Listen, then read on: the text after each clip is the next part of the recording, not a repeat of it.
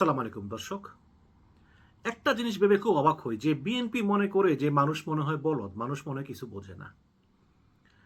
মীর শাহে আলম তিনি স্থানীয় সরকার প্রতিমন্ত্রী, সংসদে দাঁড়িয়ে তিনি বলতেছেন যে এই যে তার এলাকায় দুইটা ইউনিয়নের নাম চেঞ্জ হলো, সীমান্ত, দিগন্ত, এগুলি কাকতালীয়। আবার তার নামে একটা উপজেলার নামকরণ, তারপরে তার লন্ডন প্রবাসী ভাতিজির নামে স্বর্ণলতা ইউনিয়ন নামকরণ, এগুলি সব কাকতালীয়। কাকতালীয় হলে একটা ঘটে, দুইটা, তিনটা ঘটে।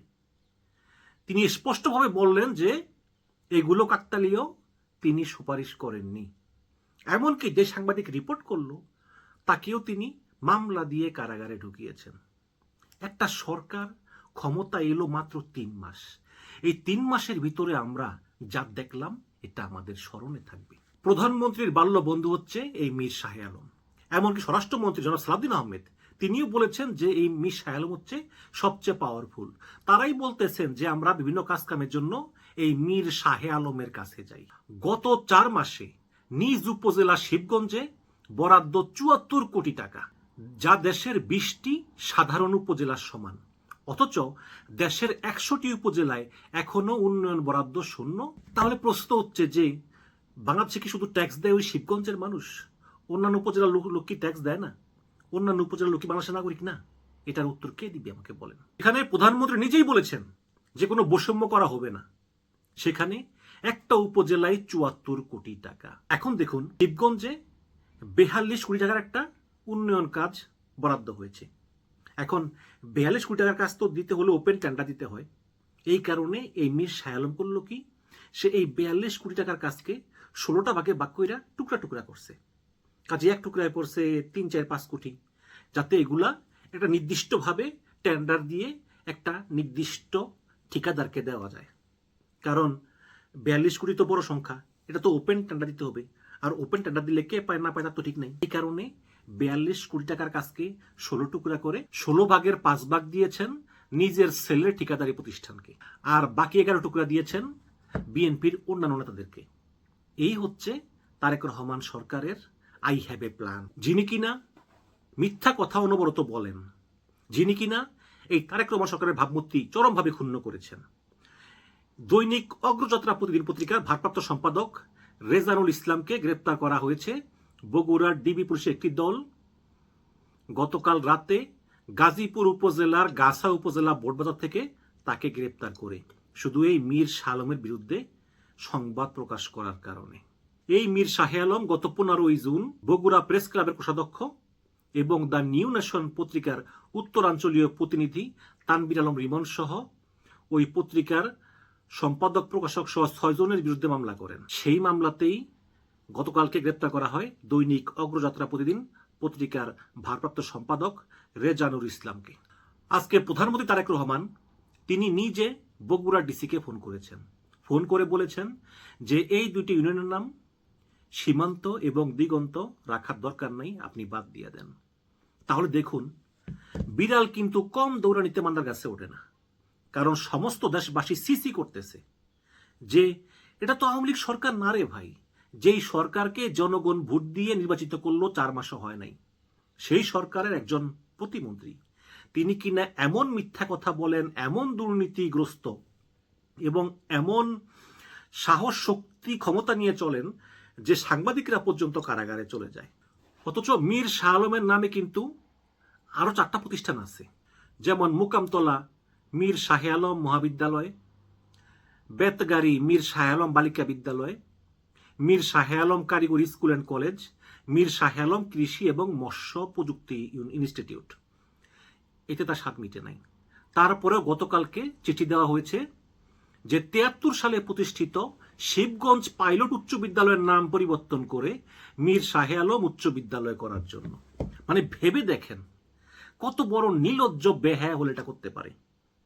তো তিনি সংসদে বলেছেন যে এই ইউনিয়নের নাম সীমান্ত এবং দিগন্ত এটা নাকি কাকতালীয়। অথচ সেই ইউনিয়নের উপজেলা কর্মকর্তারা বলতেছেন যে মীর শাহে আলম সরাসরি বলেছেন যে তার ২ ছেলের নামে এই ২টা ইউনিয়ন করার জন্য। তো এখন যখন সর্বত্র সবাই ঘৃণা প্রকাশ করতেছে, সমালোচনা করতেছে, তখন তিনি নতুন একটা ফোন দিয়ে আটলেন। তিনি যোগাযোগ করলেন আমাদের প্রবাসী সাংবাদিক জুলকারনাইন সায়েরের সঙ্গে। জুলকারনাইন সায়ের স্বামী, তিনি ভালো সাংবাদিক, কোনো সন্দেহ নাই, অনুসন্ধানী তার কাছে ঋণী। তিনি অনেক তথ্য দিয়েছেন, ফ্যাসিস্টের বিরুদ্ধে আমাদের সংগ্রামে প্রেরণা জুগিয়েছেন। বাট অনেক কিছু কিন্তু বিশ্বাস হয় না। যেমন আজকে জুলকারনাইন সায়ের স্বামী তিনি কি বলেছেন? স্বামী বলেছেন 1 জুন ইস্যু কর একটি চিঠিতে স্থানীয় সরকার পল্লী উন্নয়ন সমবায় প্রতিমন্ত্রী মীর শাহে আলম মাধ্যমিক উচ্চ শিক্ষা বিভাগের সচিবকে একটি চিঠি লেখেন। চিঠিতে বলা হয় যে আমার নামে কোনো বিদ্যালয়ের নাম কোনো কিছু করবেন না, কারণ আমার নামে, আমার পরিবারের নামে অনেক বিদ্যালয় শিক্ষা প্রতিষ্ঠান আছে। কিন্তু তারপরেও যদি সরকারি অফিসাররা আমার নামে কোনো বিদ্যালয়ের নামকরণ করতে চায়, এটা তো আমি দায়ী না। তার মানে তিনি 1 জুন চিঠি লিখেছেন সচিবের দপ্তরে যে আমার নামে কোনো স্কুল কলেজ দিবেন না।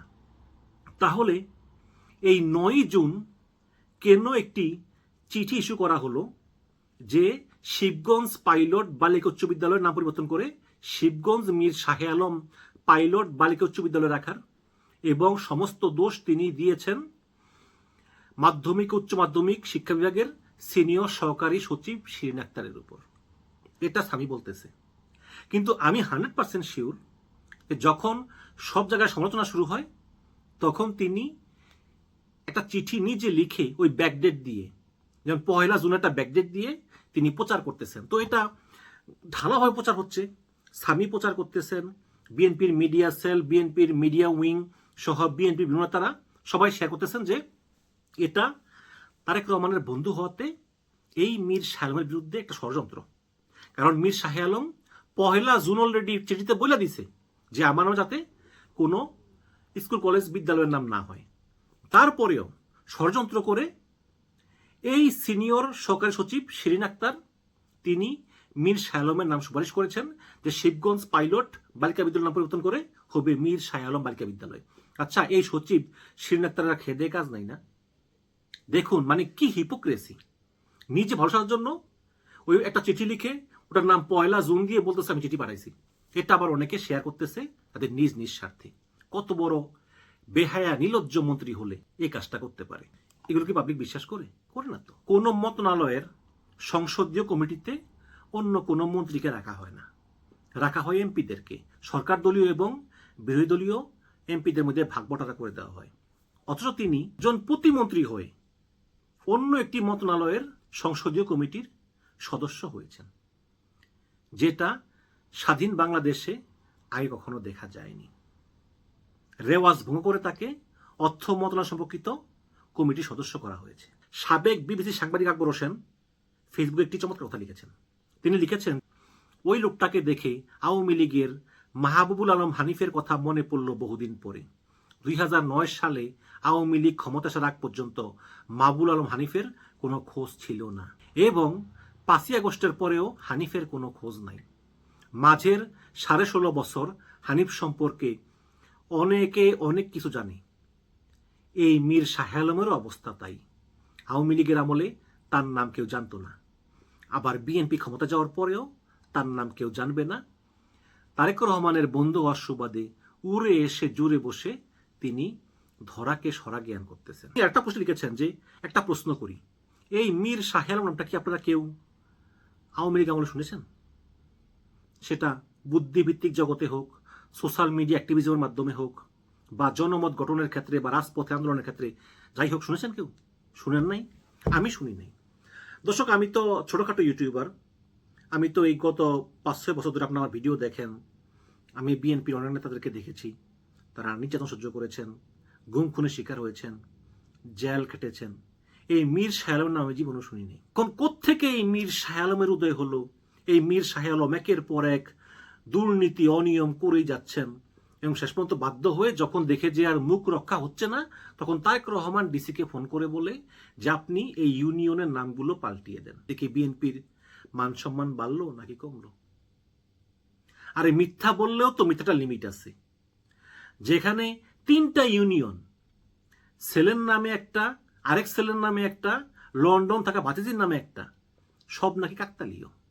আবার মামলা দিয়ে সাংবাদিকদেরকে আবার কারাগারেও পাঠানো হয় যে বিএনপি বলতেছে যে সবার বাক স্বাধীনতা রক্ষা করবে, সেই মামলায় সাংবাদিক কারাগারে।